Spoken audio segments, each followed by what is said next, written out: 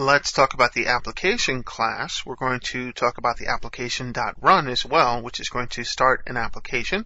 We're going to go over the whole class and what it entails. The application class is a part of the system, .windows, .forms, and then we have the application class. That's how you get to it.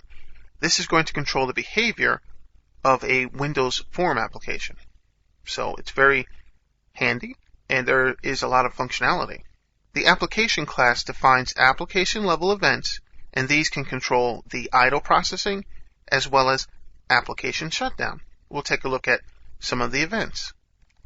Now, there are many static properties that are mostly read-only that are defined, and we'll go over some of those as well. Now, you have to remember that we're dealing with the application-level interaction.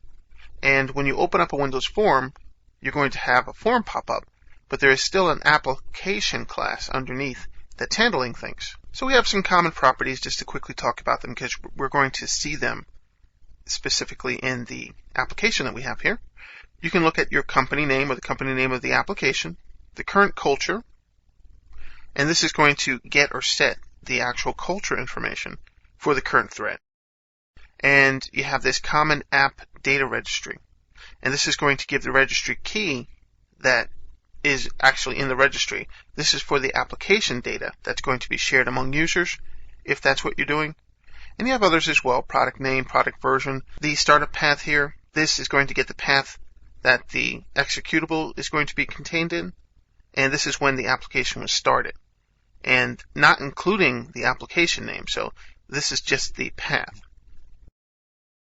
And then you have the executable path, and this is going to get the path for the executable file that started the file again, but this is actually going to include the application executable name.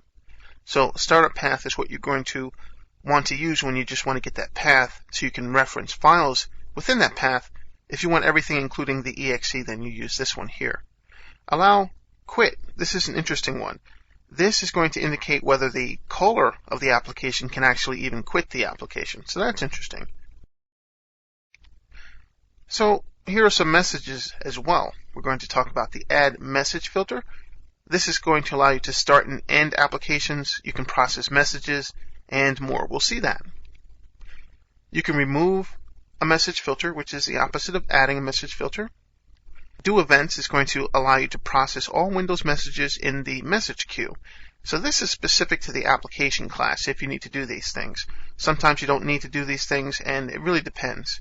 But this is really just application specific. We'll get more into Windows Forms as we move forward. Enable visual style. This allows you to enable the Windows XP visual styles for the application, which is very interesting. And our favorite, not necessarily our favorite, but most used and most needed to take care of. This is going to exit. Exit the application is going to terminate the program or get it ready for termination. Exit thread.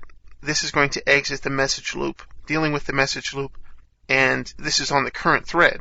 And then it's also going to close all the windows that are on that thread. So this is more with threading. Exit's probably something you're really going to use a lot. You might want to get into the visual styles as well, and the other things, it depends on your needs. There's OLE required in case you're working with OLE, and this is going to be working on the current thread. And then another thread type message dealing with the exceptions that can be raised. You can actually raise it. And then this is one of the most important. This is going to run your application, so you need to know this one. Runs a standard application, and this is going to be on the current thread. There are events as well. You have the application exit event. This is going to occur when the application is just about to terminate. Idle, when you have idle time.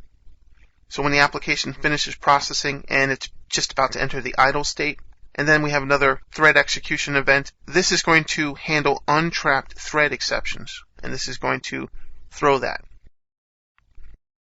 And then you have thread exit, and this is going to occur when a thread is about to terminate. Now, if the main thread for an application is ready to be shut down, then this event's going to be raised first, and then comes that application exit event. So we'll look real quick at our application here in the application run folder.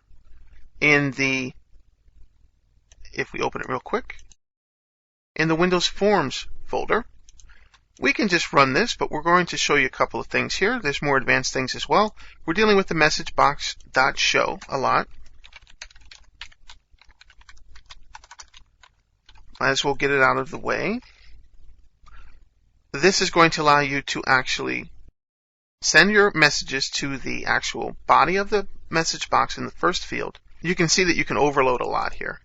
There's a lot of overloading going on, but for the most part, we're going to put this in the body. This is the body, and we're going to use just the title here. So body and title of the message box. And you're going to use that show. If you need to use others, you can look that over and actually pick the method that you need. But we're just going to show the company name, product name, startup path, product version, as well as some other things that we can do with the application. We're going to do this right as we start the application. If we slide all the way down, you're going to see that we have two forms that we can actually do the application.run. This is to get the form started. Form 1 is going to be the class that we're running our form with. Form 1, which is deriving from form. And we're actually going to run that. You can do this one, application.run, on the same line with new form 1. And if you need to work with form level members here, then you're going to have to declare a variable here to get into that form 1, and then you can reference it like this. So different ways you can do that.